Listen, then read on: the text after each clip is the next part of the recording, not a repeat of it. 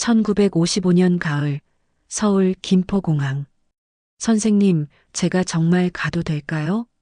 27살 민채선은 여권을 손에 쥔 채 떨고 있었다.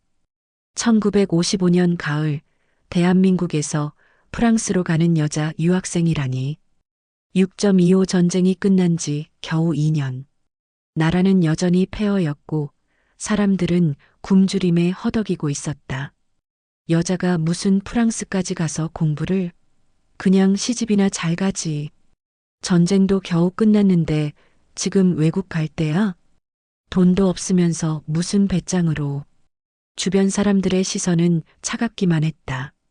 1950년대 한국 사회에서 여성이 혼자 외국으로 유학을 간다는 건 상상도 할 수 없는 일이었다.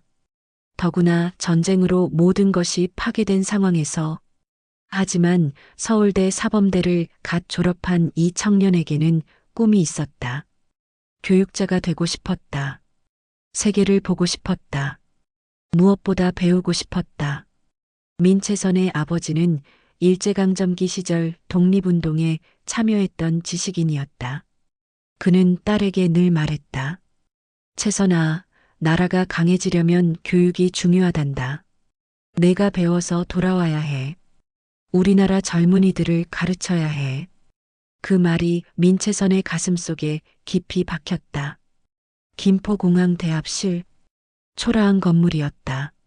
민채선은 낡은 가방 하나만 들고 서 있었다. 가방 속엔 옷 몇 벌과 책 몇 권, 그리고 어머니가 싸주신 김 한 봉지가 전부였다. 채선아. 어머니가 눈물을 흘리며 다가왔다. 엄마, 울지 마세요. 금방 돌아올게요. 너 밥은 제대로 먹을 수 있겠니? 프랑스가 어디 있는지도 모르는데. 괜찮아요.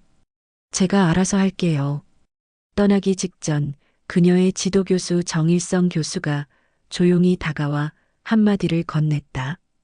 채선아, 프랑스에 가면 우리 문화재를 찾아볼 수 있겠니? 네. 문화재요? 그래. 병인양요 때 프랑스군이 강화도를 침략해서 가져간 것들이 있는데 어디 있는지 무엇인지 아무도 모르거든. 왕실 도서관에 있던 귀중한 책들이란다. 정 교수의 목소리가 떨렸다. 우리나라 보물들이 어딘가에 있을 텐데 찾을 방법이 없어. 프랑스는 전쟁 전리품이라며 돌려주지 않으려고 할 거고. 하지만 적어도 어디 있는지라도 알아야 하지 않겠니? 선생님, 부탁이야. 혹시라도 기회가 되면 말이야. 민채선은 진지하게 고개를 끄덕였다. 네, 선생님. 꼭 찾아볼게요. 그때만 해도 몰랐다. 이 한마디가 그녀의 인생을 완전히 바꿔놓을 줄은. 그리고 그녀가 세계 역사를 다시 쓸 줄은. 비행기가 이륙했다. 민채선은 창밖으로 보이는 서울을 바라봤다. 폐허가 된 도시, 무너진 건물들. 하지만 그 속에서도 사람들은 살아가고 있었다. 꼭 돌아올 거야. 그리고 우리나라를 위해 뭔가 해낼 거야. 프랑스 파리 몽파르나스 거리. 1955년 12월. 민채선은 작은 가방을 들고 거리를 걷고 있었다. 눈이 내리고 있었다. 파리의 첫 겨울이었다. 마드모아젤, 주문하시겠어요? 카페 앞에서 민채선은 얼어붙어 있었다. 메뉴판을 읽을 수가 없었다. 프랑스어 공부를 했다고는 하지만 실전은 완전히 달랐다. 저 커피원? 네. 뭐라고요? 아, 카페? 어떤 카페요? 그냥 커피요. 웨이터는 인상을 찌푸리고 갔다. 민채선은 얼굴이 빨개졌다. 파리, 낭만의 도시라고? 에펠탑과 세느강이 있는 예술의 도시라고? 천만에. 민채선에게 파리는 시험장이었다. 한국인은 그녀 혼자. 아는 사람도 없고 프랑스어는 서툴고 주머니엔 돈 한 푼 없었다. 한국 정부가 준 장학금은 말이 장학금이지 한 달에 쌀 한 가마니 값도 안 됐다. 민채선이 처음 도착한 곳은 파리 외곽의 허름한 하숙집이었다. 다락방 같은 작은 방. 겨울에는 얼어 죽을 것 같고 여름에는 찜통 같았다. 당신 동양인이죠? 여기 외국인은 받지 않아요. 저기 제발요. 갈 곳이 없어요. 그럼 이번 달만. 다음 달엔 나가야 해요. 집주인은 노골적으로 싫은 내색을 했다. 첫날 밤, 민채선은 작은 방 안에서 몸을 웅크렸다. 난방이 제대로 되지 않았다. 추웠다. 내가 잘할 수 있을까? 두려움이 밀려왔다. 하지만 민채선은 가방에서 아버지의 편지를 꺼냈다. 채선아, 두렵겠지. 하지만 기억해라. 너는 혼자가 아니다. 조국이 너를 지켜보고 있다. 민채선은 편지를 가슴에 안았다. 그래. 나는 혼자가 아니야. 이부 소르본에 나고자. 1956년 1월. 민채선은 소르본 대학교에 입학했다. 프랑스 최고의 명문 대학. 세계적인 석학들이 모인 곳. 첫 수업 날. 자, 오늘은 18세기 계몽주의 사상에 대해 토론하겠습니다. 교수의 말이 빨랐다. 민채선은 절반도 이해하지 못했다. 학생들이 손을 들고 발표했다. 루소의 사회계약론은 볼테르의 관용론과 비교하면 프랑스 학생들은 유창하게 말했다. 민채선은 입을 열 수조차 없었다. 수업이 끝나고 채선, 어제 교수님이 내주신 과제 했어? 과제요? 응, 몰랐어? 다음 주까지 20페이지 리포트 제출하래. 예. 교수들은 빠르게 말했고 학생들은 알아서 했다. 아무도 외국인 학생을 배려해주지 않았다. 민채선은 밤새 사전을 뒤지며 공부했다. 프랑스어 마이너스 한국어 사전이 제대로 된 게 없어서 프랑스어 마이너스 영어 사전을 보고 다시 영어 마이너스 한국어 사전을 찾아야 했다. 첫 리포트 제출. 일주일 후 교수가 리포트를 돌려줬다. 민 씨, 당신 프랑스어가 많이 부족하군요. 죄송합니다. 내용은 괜찮은데 문법 오류가 너무 많아요. 다시 제출하세요. 민채선은 좌절했다. 도서관에서 혼자 울었다. 나는 할 수 없는 걸까? 그때 한 프랑스 학생이 다가왔다. 괜찮아요? 금발의 여학생이었다. 줄리였다. 네, 괜찮아요. 우는데 괜찮아 보이진 않는데요. 줄리는 민채선 옆에 앉았다. 프랑스어 어려워요? 네, 너무 어려워요. 당연하죠. 외국인인데. 그런데 왜 프랑스에 왔어요? 배우고 싶어서요. 뭘? 모든 걸요. 그래서 제 나라를 위해 뭔가 하고 싶어요. 줄리는 민채선을 바라봤다. 대단하네요. 나는 그냥 부모님이 가라고 해서 왔는데. 도와줄게요. 프랑스어. 정말요? 네. 친구잖아요. 그날부터 줄리는 민채선의 프랑스어 선생님이 되었다. 하지만 가장 큰 문제는 돈이었다. 1956년 3월. 이번 달 반값 내세요. 저 며칠만 기다려주시면. 안 돼요. 당장 내지 않으면 나가야 해요. 민채선은 아르바이트를 시작했다. 첫 아르바이트는 빵집이었다. 새벽 5시. 마드모아젤 채선. 빨리 안 와요? 네, 지금 갑니다. 빵을 굽고 진열하고 청소하고. 시급은 1프랑. 하루 3시간 일해서 3프랑. 한 달에 90프랑.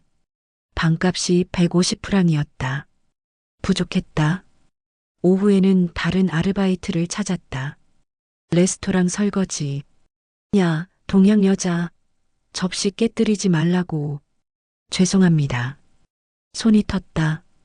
겨울 찬물에 손을 담그고 설거지를 하니 손이 갈라졌다.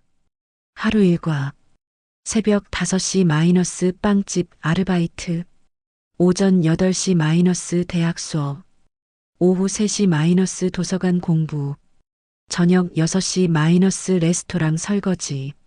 밤 11시 마이너스 하숙집 귀가 과제. 새벽 2시 마이너스 취침. 하루 3시간 수면. 밥은 제대로 먹지 못했다. 빵 한 조각과 우유로 하루를 버텼다. 체중이 빠지기 시작했다. 1956년 6월.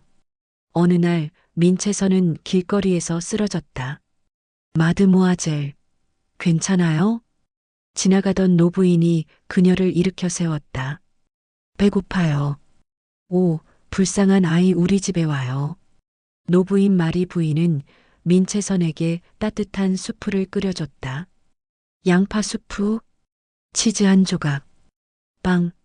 민채선은 허겁지겁 먹었다. 천천히 먹어요. 체해요. 마리 부인은 민채선을 바라보며 물었다. 당신 왜 이렇게 고생하면서까지 프랑스에 있어요? 저 배우고 싶어요. 제 나라를 위해서요. 당신 나라? 대한민국이요. 전쟁으로 모든 게 파괴됐어요. 제가 배워서 돌아가야 해요. 마리 부인은 눈물을 글썽였다. 당신 대단한 사람이군요. 아니에요. 저는 그냥. 아니에요. 당신은 대단해요. 마리 부인은 민채선의 손을 잡았다. 나도 전쟁을 겪었어요. 2차 세계대전. 우리 남편은 전쟁에서 죽었죠. 그때 나도 당신처럼 살고 싶었어요. 무언가를 이루고 싶었어요.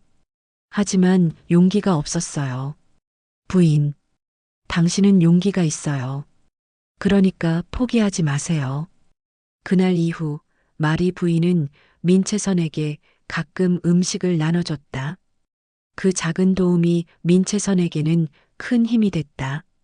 1956년 12월 파리에 첫눈이 내렸다. 민채선은 이제 파리 생활 1년 차였다. 프랑스어 실력은 조금 늘었다. 적어도 수업은 따라갈 수 있게 됐다. 학기말 시험. 민채선은 밤을 새워 공부했다. 채선, 너 괜찮아? 얼굴이 창백한데. 괜찮아, 줄리. 무리하지 마. 건강이 제일 중요해. 응, 고마워. 시험 결과. 민채선 B. B. 프랑스 대학에서 B는 좋은 성적이었다. 채선, 축하해. 줄리가 안아줬다. 너 정말 대단해. 1년 만에 이렇게까지. 민채선은 울었다. 기쁨의 눈물이었다. 나도 할 수 있어. 나도 할 수 있어. 세월이 흘렀다. 1957년, 1958년, 1959년. 민채선은 포기하지 않았다. 아르바이트를 하면서도 공부를 계속했다. 성적은 점점 올랐다. B, A-, A, A. 교수들도 인정하기 시작했다. 민 씨, 당신 논문 잘 썼어요. 감사합니다, 교수님. 특히 동양 문화에 대한 이해가 깊네요. 제 전공이거든요. 민채선은 도서관학과 역사학을 깊이 공부했다. 특히 동양학, 중국, 일본, 한국의 역사와 문화. 언젠가 우리나라 문화재를 찾을 거야. 정일성 교수의 부탁을 잊지 않았다. 1960년. 민채선은 학사 학위를 받았다. 5년 만이었다. 보통 3년이면 끝나는 과정을 5년이나 걸렸다. 아르바이트를 하면서 공부했기 때문이다. 하지만 민채선은 멈추지 않았다. 석사 과정에 진학했다. 채선, 석사까지? 돈은? 모르겠어. 그냥 해야 할 것 같아. 너 정말 대단해. 줄리는 이미 졸업하고 취직했다. 하지만 민채선은 계속 공부했다. 석사 논문 주제 조선시대 왕실 도서관 연구. 민채선은 조선시대 외교장각에 대해 연구했다. 외교장각. 조선 왕실의 도서관. 그곳에 얼마나 많은 책들이 있었는지. 그리고 병인양요 때 프랑스군이 얼마나 많은 책을 가져갔는지. 하지만 자료가 거의 없었다. 프랑스 어딘가에 있을 텐데. 1963년. 민채선은 석사 논문을 위해 프랑스 국립도서관을 방문했다. 와, 엄청난 규모였다. 수백만 권의 책들, 수백 년 된 고서들, 세계 각국의 희귀본들. 민채선은 동양학 코너로 갔다. 중국 책, 일본 책들이 가득했다. 우리나라 책도 있을까? 그녀는 서가를 살폈다. 한국 관련 책은 거의 없었다. 몇 권 있긴 했지만 대부분 일본이나 중국 학자들이 쓴 책이었다. 우리나라 책은 없네. 실망스러웠다. 하지만 그때 문득 생각이 들었다. 혹시 지하 창고에? 민채선은 사서에게 물어봤다. 저기 한국 관련 고서가 있나요? 19세기 것으로요. 한국? 잘 모르겠는데요. 동양학 담당자에게 물어보세요. 동양학 담당 사서는 중국학 전공자였다. 한국 책? 아마 없을걸요? 한국은 중국의 일부 아니었나요? 아니에요. 한국은 독립된 나라예요. 아, 그래요? 잘 모르겠네요. 민채선은 화가 났다. 하지만 꾹 참았다. 언젠가는 꼭 찾아낼 거야. 그날 민채선은 결심했다. 프랑스 국립도서관에 들어가야겠어. 1963년. 민채선은 박사과정에 진학했다. 하지만 여전히 돈이 없었다. 아르바이트는 계속됐다. 이제 30대 중반. 주변 사람들은 걱정했다. 채선, 언제까지 이렇게 살 거야? 결혼은? 나이도 있는데. 하지만 민채선은 흔들리지 않았다. 나는 내 길을 갈 거야. 박사 논문 주제 병인 양료와 프랑스 약탈 문화재. 민채선은 1866년 병인 양료를 깊이 연구했다. 프랑스군이 강화도를 침략했을 때 외교장각에서 무엇을 가져갔는지, 어디로 갔는지. 하지만 역시 자료가 부족했다. 직접 찾아야 해. 프랑스 국립도서관에서 1967년 드디어 기회가 왔다. 프랑스 국립도서관에서 사서를 뽑는다. 민채선은 주저하지 않고 지원했다. 13년간의 극한 수련을 거친 그녀는 이제 프랑스어도 완벽했고 도서관학도 마스터했다. 지원서를 냈다. 서류 심사 합격. 필기 시험 합격. 면접 날. 민 씨, 당신은 왜 프랑스 국립도서관에서 일하고 싶습니까? 저는 동양학 자료를 정리하고 연구하고 싶습니다. 특히 한국 관련 자료요. 한국? 한국 자료가 얼마나 있는지 모르겠는데요. 그래서 제가 찾고 싶습니다. 분명히 있을 겁니다. 면접관들은 서로 눈빛을 교환했다. 당신 열정이 대단하군요. 그리고 당신 이력을 보니 13년간 프랑스에 있었군요. 네. 아르바이트를 하면서 박사까지? 네. 대단하군요. 며칠 후 합격 통지서가 왔다. 축하합니다. 민채선 씨는 프랑스 국립도서관 사서로 채용되었습니다. 민채선은 펄쩍 뛰었다. 됐어. 13년 만에 드디어 한국인 최초 프랑스 국립도서관 사서. 민채선은 말이 부인에게 달려갔다. 부인, 제가 합격했어요. 오, 채선, 축하해요. 당신 정말 대단해요. 마리 부인은 민채선을 껴안았다. 13년을 버텼구나. 내 부인 덕분이에요. 아니야. 내 힘이야. 첫 출근 날. 1967년 9월. 민채선은 정장을 차려입고 도서관으로 갔다. 심장이 두근두근 뛰었다. 어서 오세요, 민 씨. 환영합니다. 관장이 악수를 청했다. 감사합니다. 자, 그럼 당신의 자리를 안내해 드리죠. 관장은 민채선을 이끌고 어딘가로 갔다. 1층, 2층을 지나쳤다. 여기인가? 하지만 관장은 계단을 내려갔다. 지하 1층, 더 내려갔다. 지하 2층, 여기입니까? 네. 여기가 당신의 작업 공간입니다. 지하 창고죠. 지하 창고. 민채선은 말문이 막혔다. 어둡고 축축하고 먼지가 자욱한 공간. 오래된 책 냄새와 곰팡이 냄새가 진동했다. 이곳에서 일하라고요? 네. 아무도 정리하지 않은 동양 서적들이 많습니다. 당신이 동양학 전공이니까 이걸 정리해 주세요. 관장은 태연하게 말하고 갔다. 민채선은 주변을 둘러봤다. 책들이 무질서하게 쌓여 있었다. 먼지가 수북이 쌓여 있었고 어떤 책은 곰팡이가 피어 있었다.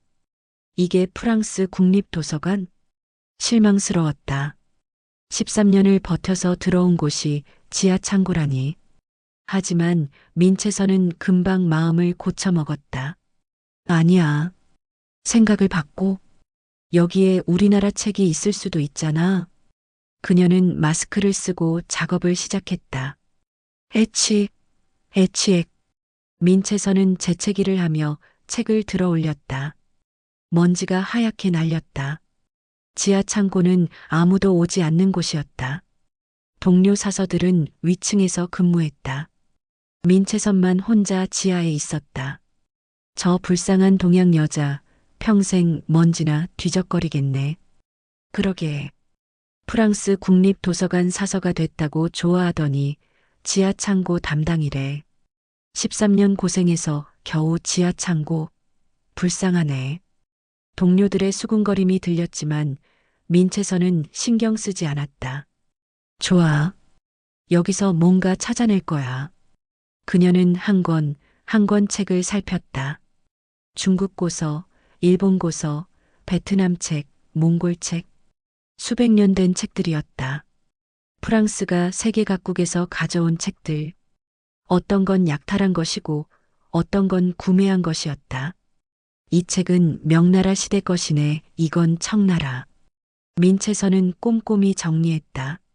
먼지를 털고 제목을 확인하고 목록을 작성했다. 매일 같은 일의 연속이었다.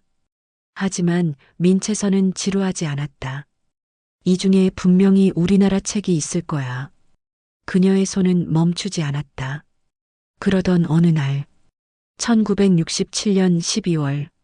뭐야? 이게? 민채선의 손이 멈췄다. 책장 구석, 다른 책들 사이에 끼워져 있던 책 한 권. 다른 책들과는 확연히 달랐다. 표지가 화려했다. 비단으로 장정되어 있었고 색채가 선명했다. 민채선은 조심스럽게 책을 꺼냈다. 손이 떨렸다. 먼지를 털어냈다. 책을 펼쳤다. 숨이 멎었다. 화려한 채색 그림들, 궁궐의 모습, 왕과 왕비의 행렬, 그리고 한글과 한자가 빼곡히 적혀 있었다. 이건 조선왕실 책이잖아. 심장이 미친 듯이 뛰었다. 민채선은 책장을 천천히 넘겼다. 왕실 의례, 의식 절차, 의복 설명, 음식 차림. 의계다, 이건 의계야. 의계. 조선왕실에서 중요한 행사를 치르고 나서 그 과정을 기록한 책. 글과 그림으로 상세히 기록한 일종의 보고서. 민채선은 조선시대 역사를 공부했기 때문에 의계가 무엇인지 알고 있었다. 하지만 실물을 본 건 처음이었다. 이게 여기 있었어? 그녀는 더 찾아봤다. 같은 서가에서 비슷한 책들이 더 나왔다. 한 권, 두 권, 세 권, 10권, 20권, 50권. 민채선은 미칠 것 같았다. 이게 다 의계야. 왕실 결혼식 의계, 국장 의계, 왕비 책봉 의계, 궁궐 건축 의계. 조선왕실의 모든 행사가 이 책 속에 담겨 있었다. 병인양요, 그때 프랑스군이 가져간 거야. 1866년 병인양요. 프랑스군이 강화도를 침략했고 외교장각을 불태웠다. 외교장각은 조선왕실의 도서관이었다. 프랑스군은 그때 귀중한 책들을 약탈해 갔다. 그게 바로 이 책들이었다. 민채선은 계속 찾았다. 며칠 동안 지하 창고를 샅샅이 뒤졌다. 최종 결과 297권. 외교장각 의궤 297권이 프랑스 국립도서관 지하 창고에 방치되어 있었다. 민채선은 가슴이 벅차올랐다. 선생님 찾았어요. 우리 문화재 찾았어요. 민채선은 즉시 상급자에게 보고했다. 과장님, 이것 좀 보세요. 동양학 과장 뒤봉 씨가 귀찮은 듯 쳐다봤다. 뭔데요? 이게 한국 왕실 도서관의 책들이에요. 의궤라는 건데 엄청나게 귀중한 거예요. 뒤봉 과장은 책을 대충 훑어봤다. 그래요? 그게 뭐가 중요한데요? 중요하죠. 이건 약탈 문화재입니다. 1866년 병인양요 때 프랑스군이 강화도에서 가져온 거예요. 약탈? 뒤봉 과장은 코웃음을 쳤다. 무슨 소리를. 이건 전쟁 전리품이에요. 합법적으로 취득한 겁니다. 전리품이라니요. 이건 도둑질이에요. 민 씨. 뒤봉 과장의 목소리가 차갑게 식었다. 당신 입장을 생각해 보세요. 프랑스 국립도서관 직원이 프랑스를 비난한다? 이게 말이 돼요? 하지만 이건 사실이든 아니든 당신은 조용히 해요. 이건 우리 도서관 소장품입니다. 끝. 한국으로 돌려줘야 합니다. 돌려줘?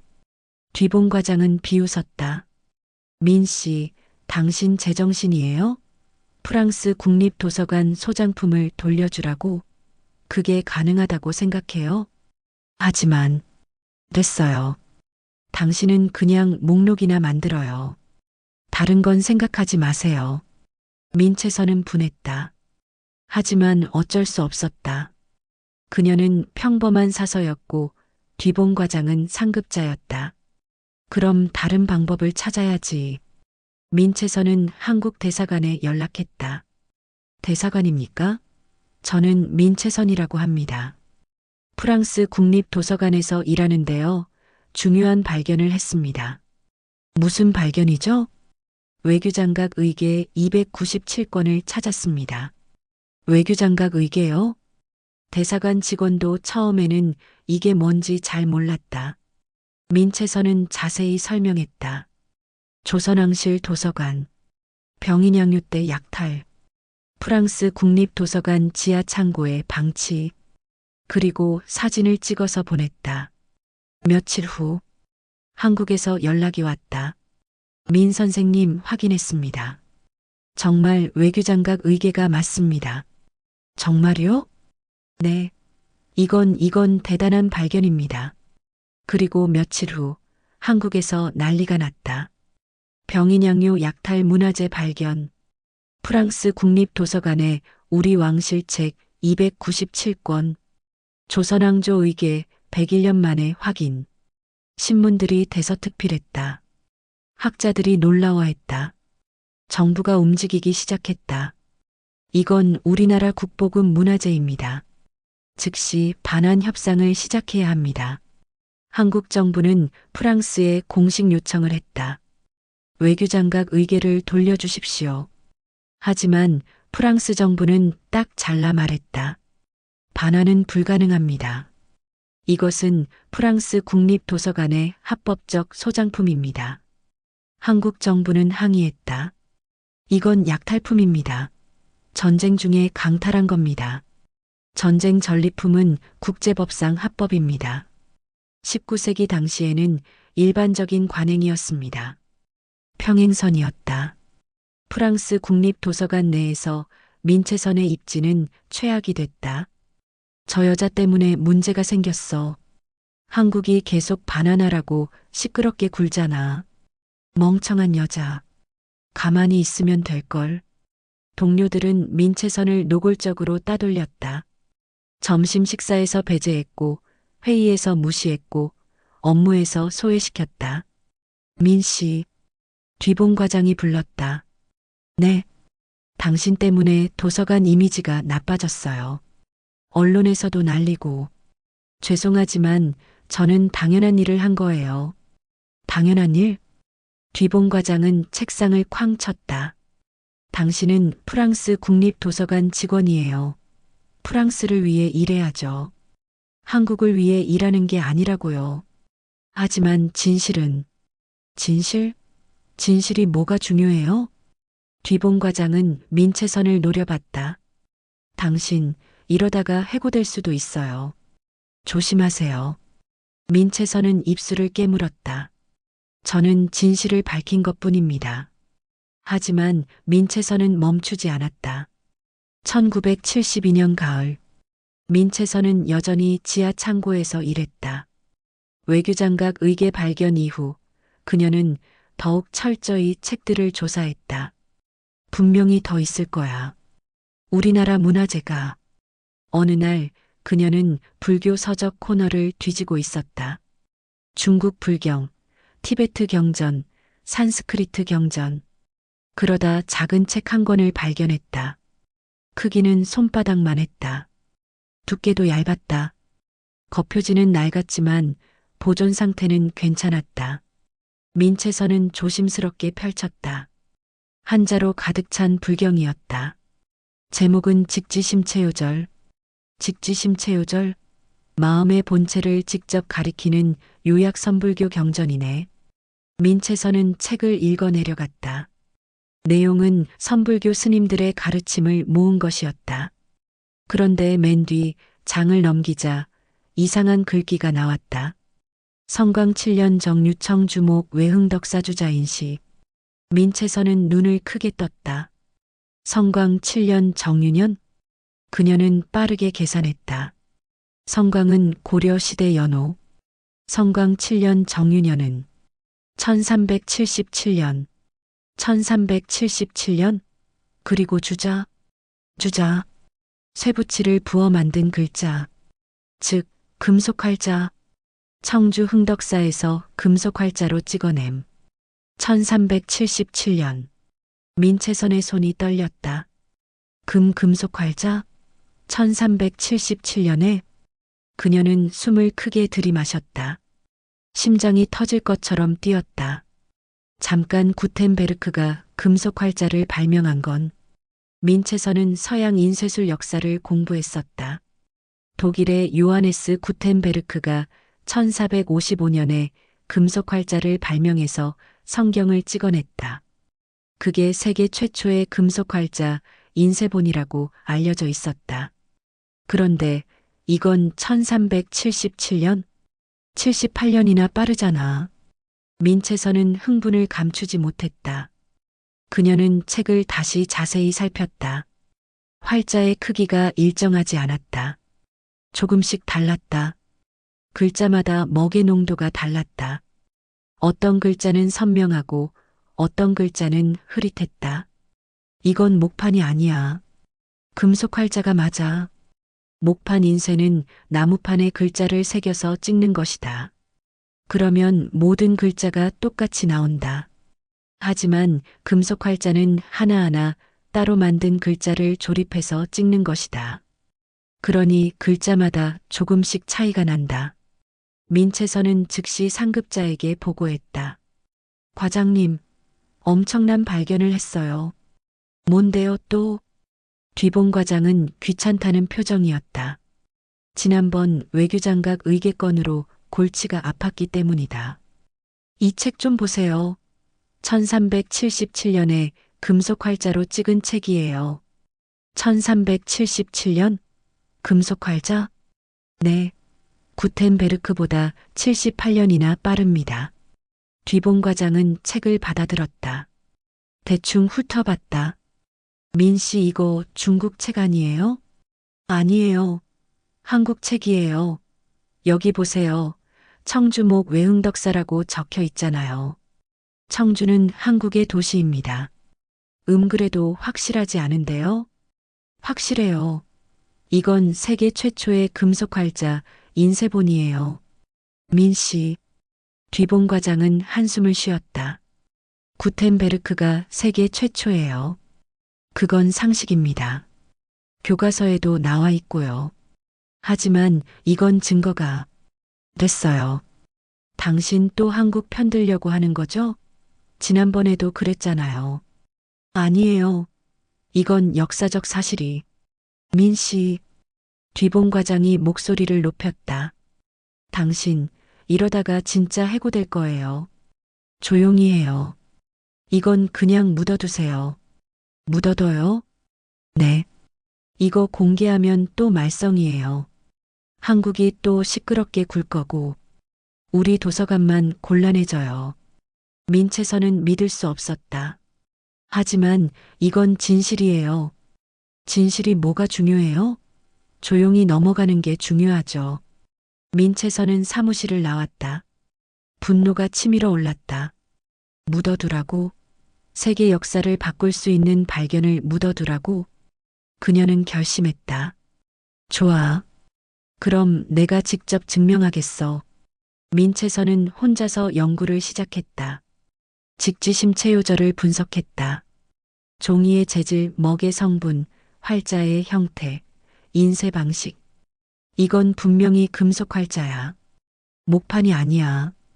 그녀는 논문을 쓰기 시작했다. 밤낮으로 작업했다. 근무 시간 이외에 모든 시간을 쏟아부었다. 하지만 문제가 있었다. 아무도 믿지 않았다. 민 씨, 그거 진짜예요? 구텐베르크가 최초 아니에요? 진짜예요. 이 책이 증거입니다. 음하지만 동양 여자가 하는 말을 동양 여자라서 거짓말한다는 거예요? 아니, 그게 아니라 구텐베르크는 확실하잖아요. 독일의 구텐베르크 박물관도 있고 그가 찍은 성경도 남아 있고요. 하지만 이건 그보다 78년이나 빠릅니다. 그래도 좀 더 확실한 증거가 필요하지 않을까요? 민채선은 좌절했다. 서양 사람들에게 구텐베르크가 금속 활자를 최초로 발명했다는 건 절대 진리였다. 초등학교 때부터 배운 상식이었다. 그걸 뒤집는다는 건, 그것도 동양 여자가 뒤집는다는 건 받아들이기 힘든 일이었다. 민 씨는 한국 사람이니까 한국 편을 들려는 거겠죠. 객관적이지 못해요. 애국심은 좋지만 학문은 객관적이어야 해요. 동료들의 비아냥이 이어졌다. 민채선은 한국에 편지를 보냈다. 한국의 역사학자들에게 직지심체 요절을 발견했습니다. 1377년 금속활자 인쇄본입니다. 증거를 찾아주세요. 한국의 학자들도 처음에는 반신반의했다. 직지심체 요절? 그런 책이 있었나? 고려시대 불경이라 기록이 있나 찾아보죠. 하지만 구체적인 증거를 찾기는 어려웠다. 고려시대 자료가 많이 남아있지 않았기 때문이다. 민채선은 포기하지 않았다. 흥덕사 청주의 흥덕사. 그녀는 청주에 대한 자료를 찾았다. 조선시대 지리지, 사찰 기록, 지방지. 분명히 뭔가 있을 거야. 세월이 흘렀다. 1973년, 1974년, 1975년. 민채선은 계속 연구했다. 혼자서 아무도 믿어주지 않았지만 1980년대가 왔다. 민채선은 이제 50살이 넘었다. 머리에 흰머리가 늘어났다. 하지만 그녀의 눈빛은 여전히 불꽃 같았다. 포기하지 않을 거야. 절대로. 그러던 1983년. 기적이 일어났다. 한국 청주에서 연락이 왔다. 민 박사님, 흥덕사터를 발견했습니다. 뭐라고요? 청주에서 택지 개발 공사를 하다가 옛 절터가 나왔는데 확인해 보니 흥덕사터입니다. 민채선은 소리를 질렀다. 정말요? 정말 흥덕사예요? 네. 그리고 금속활자 제작과 관련된 유물들이 출토됐습니다. 쇠를 녹인 흔적, 활자, 주조도구 같은 것들이요. 오, 세상에. 민채선은 목이 메었다. 드디어 증거가 나왔어. 흥덕사 터 발굴은 큰 사건이었다. 고려시대 금속활자, 인쇄술의 실체가 드러난 것이다. 하지만 여전히 서양 학계는 조심스러웠다. 흥덕사 터에서 유물이 나왔다고 해서 그게 직지심체 요절과 연결된다고 확신할 수 있나요? 좀 더 연구가 필요합니다. 구텐베르크의 업적을 폄하하는 건 아닌지. 민채선은 계속 싸웠다. 논문을 썼고 학회에서 발표했고 토론했고 증거를 제시했다. 1990년대 프랑스 학계에서 직지심체요절에 대한 재평가가 이루어졌다. 민 박사의 주장이 맞을 수도 있습니다. 한국에서 출토된 증거들을 보면 14세기에 이미 금속활자 기술이 있었던 것 같습니다. 직지심체요절을 다시 분석해 봐야 합니다. 민채선은 가슴이 벅찼다. 20년을 기다렸다. 20년 동안 혼자 싸웠다.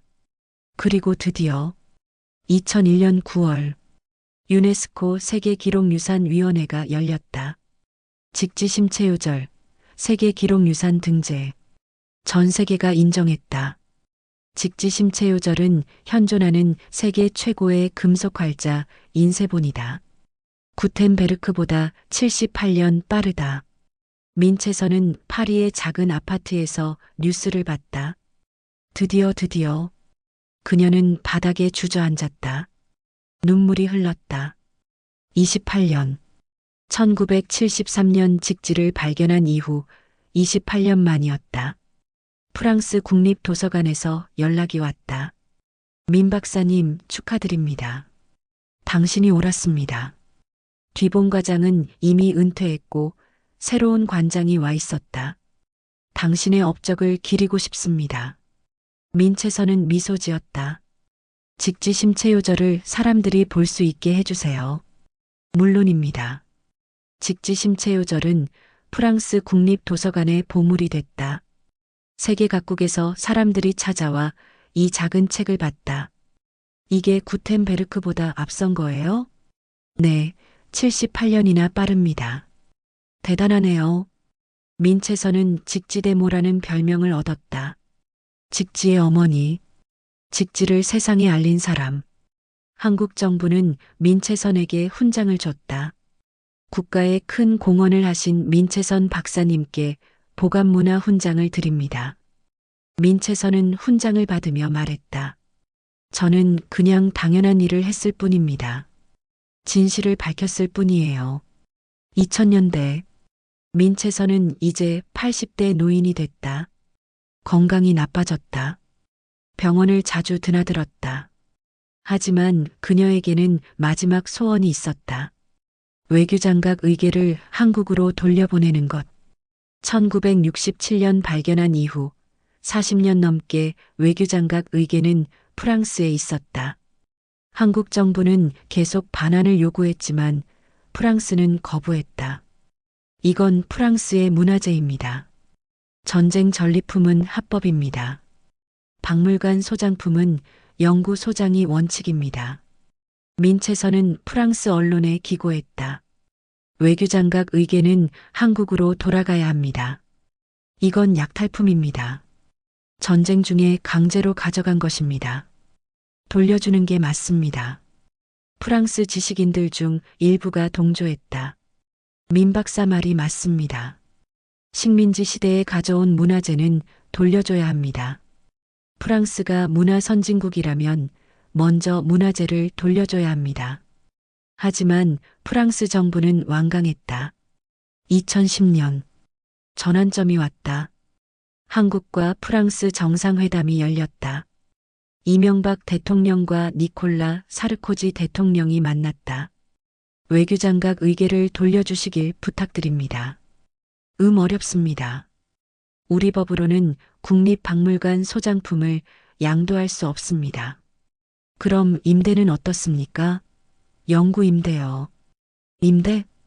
양측은 타협안을 찾았다. 반환이 아니라 영구 임대. 형식적으로는 프랑스 소유지만 실질적으로는 한국에 돌려주는 것이다. 2011년 드디어 합의가 이뤄졌다. 외교장각 의궤 297권 한국으로. 2011년 4월 의궤가 한국으로 돌아왔다. 145년 만에 귀환이었다. 서울 국립중앙박물관.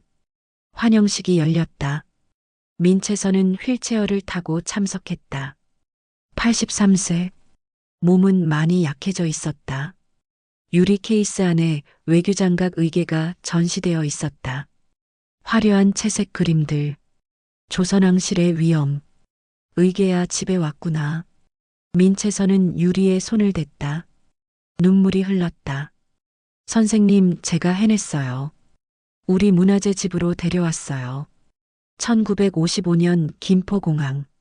정일성 교수가 부탁했던 그 말. 프랑스에 가면 우리 문화재를 찾아볼 수 있겠니? 56년이 걸렸다. 56년 만에 약속을 지켰다. 기자들이 몰려왔다. 민 박사님, 소감 한 말씀 해주세요. 민채선은 떨리는 목소리로 말했다. 저는 운이 좋았습니다. 제가 프랑스 국립도서관에서 일할 수 있었던 것도, 의계를 발견한 것도, 직지를 발견한 것도 모두 운이었어요. 아닙니다. 박사님의 노력이었습니다. 아니에요. 운이에요. 하지만 민채선은 잠시 말을 멈췄다. 그 운을 제대로 사용했다는 것에 감사합니다. 우리 문화재를 지킬 수 있어서 한국 사람으로 태어나서 정말 감사합니다. 관객들은 박수를 쳤다. 많은 사람들이 울었다. 2011년 11월 파리에 겨울이 왔다. 민채선은 파리 병원에 입원해 있었다. 폐렴이었다. 83세의 노구에게는 버거운 병이었다. 민 박사님, 한국으로 가시겠어요? 치료를 한국에서 받으시는 게. 아니요. 괜찮아요. 저는 파리에 있고 싶어요. 민채선은 파리에서 56년을 살았다. 한국보다 프랑스에서 더 오래 산 것이다. 저는 프랑스가 좋아요. 힘들었지만 이곳에서 제 꿈을 이뤘으니까요. 병실 창문으로 파리의 야경이 보였다. 에펠탑의 불빛, 세느강. 이 도시에서 그녀는 젊음을 바쳤다. 친구들이 찾아왔다. 마리 부인의 손녀 소피가 왔다. 민 이모. 소피 왔구나. 이모, 괜찮으세요? 응, 괜찮아. 조금 피곤할 뿐이야. 소피는 민채선의 손을 잡았다. 이모는 제 영웅이에요. 할머니한테 많이 들었어요.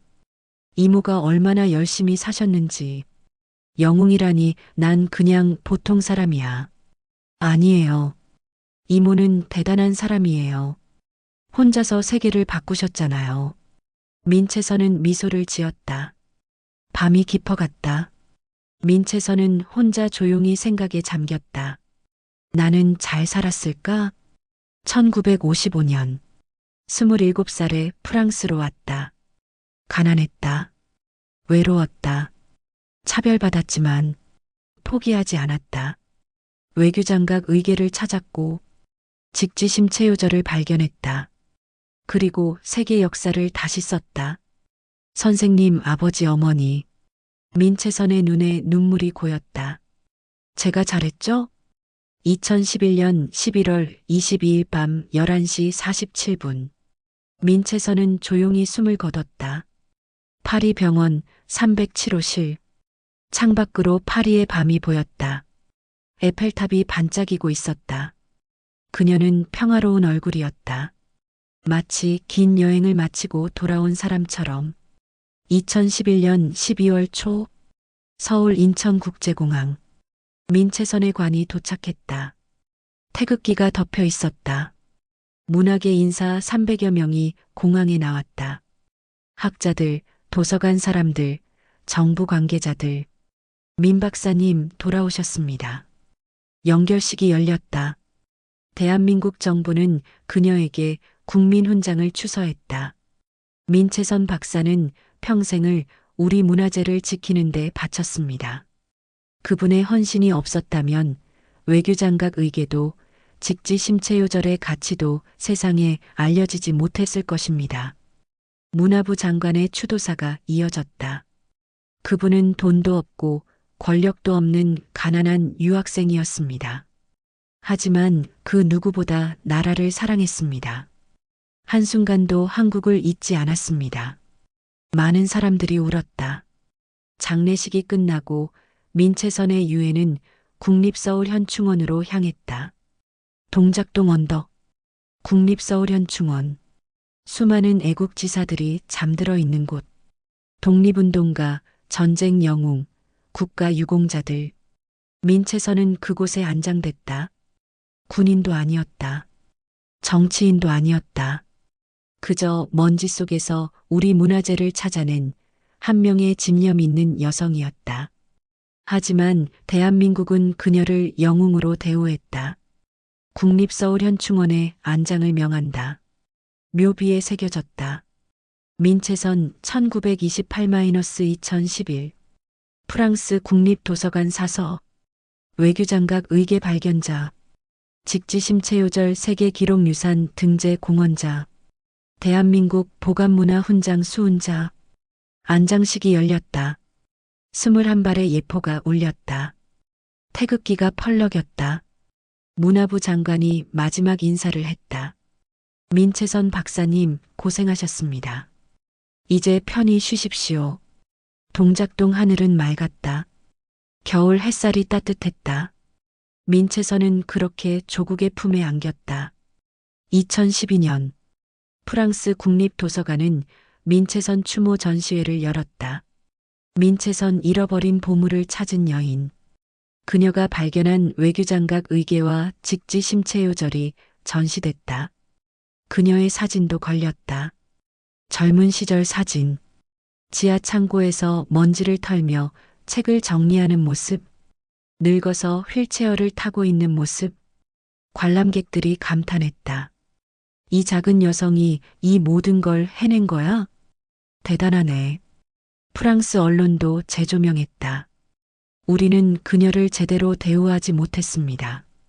그녀가 살아있을 때 더 존중했어야 했습니다. 민채선은 진정한 학자였습니다. 국적을 떠나 진실을 추구한 사람이었습니다. 한국에서는 다큐멘터리가 제작됐다. 잃어버린 보물을 찾은 여인 마이너스 민채선의 56년. 많은 사람들이 그녀의 이야기를 알게 됐다. 와, 이런 분이 계셨구나. 너무 감동적이에요. 우리나라에 이런 영웅이 있었다니. 2015년 청주의 청주고인쇠박물관이 개관했다. 직지심체요절과 고려시대 금속활자, 인쇄술을 기념하는 박물관이었다. 입구에 민채선의 동상이 세워졌다. 책을 들고 있는 모습, 눈빛은 강렬하고 표정은 단호했다. 동판에 새겨졌다. 진실은 묻히지 않는다. 마이너스 민채선. 매년 많은 학생들이 박물관을 방문했다. 선생님, 이분이 누구예요? 민채선 박사님이란다. 프랑스에서 우리 문화재를 찾으신 분이야. 우와, 대단하시네요. 그래. 이분이 계셨기 때문에 직지심체요절이 세계 최초의 금속 활자본으로 인정받을 수 있었어. 아이들은 동상을 올려다 봤다. 현재 직지심체요절은 여전히 프랑스 국립도서관에 있다. 하지만 이제는 특별 대우를 받는다. 유리 케이스에 보관되고 온도와 습도가 철저히 관리된다. 세계 각국에서 연구자들이 찾아온다. 이게 세계 최초의 금속 활자본이군요. 78년이나 앞섰다니 놀랍습니다. 외교장각 의계는 한국에 돌아와 있다. 국립중앙박물관에서 전시되고 있다. 조선왕실의 화려함, 세밀한 그림들, 아름다운 색채. 우와, 엄마. 이거 봐. 예쁘다. 그래, 이게 우리 조상들이 만든 거야. 대단하다. 아이들은 눈을 반짝이며 의계를 바라본다. 2024년 한 젊은 여성이 프랑스 국립도서관 입사시험에 합격했다. 한국계 프랑스인이었다. 축하합니다, 김 씨. 당신은 동양학 자료실 담당으로 발령됩니다. 감사합니다. 첫 출근 날 그녀는 민채선의 사진 앞에 섰다. 선배님, 제가 왔어요. 선배님이 하셨던 일 제가 이어받겠습니다. 그녀는 지하 창고로 내려갔다. 여전히 정리되지 않은 책들이 많았다.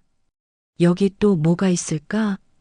그녀는 민채선처럼 한 권 책을 살폈다. 혹시 아직도 발견되지 않은 한국 문화재가 있을지도 모른다. 혹시 아직도 세상에 알려지지 않은 보물이 숨어 있을지도 모른다. 선배님처럼 저도 찾아낼 거예요. 2025년 가을, 동작동 국립서울현충원, 민채선의 묘, 한 노인이 찾아왔다.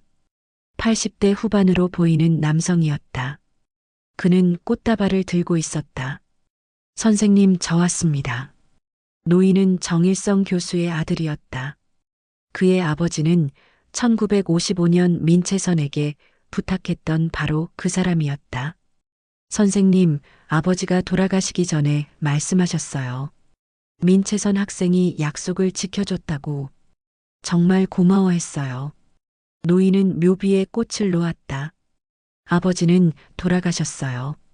하지만 직지가 세계 기록 유산으로 등재됐다는 소식을 들으셨죠. 그때 정말 기뻐하셨어요. 노인은 눈물을 닦았다. 선생님 덕분에 우리 문화재가 빛을 봤어요. 감사합니다. 동작동 하늘은 높고 푸르렀다. 가을바람이 불었다. 단풍잎이 떨어졌다. 민채선은 응답하지 않았다. 하지만 그녀가 남긴 업적은 영원히 남아 있었다. 외교장각 의궤, 직지심체요절, 두 개의 보물. 하나는 조선왕실의 위엄을 보여주고 하나는 한국의 기술력을 증명했다. 그리고 이 모든 건 먼지 속에서 포기하지 않고 진실을 찾아낸 한 여성 덕분이었다. 꿈을 포기하지 마세요. 진실은 결국 드러납니다. 당신도 역사를 만들 수 있습니다. 지금 이 순간 동작동 언덕에서 민채선 박사가 우리를 바라보고 있다. 그리고 미소 짓고 있다. 당신도 할 수 있어요. 나도 했잖아요. 구독, 좋아요는 더 많은 이야기를 만들 수 있는 힘이 됩니다. 행복하세요.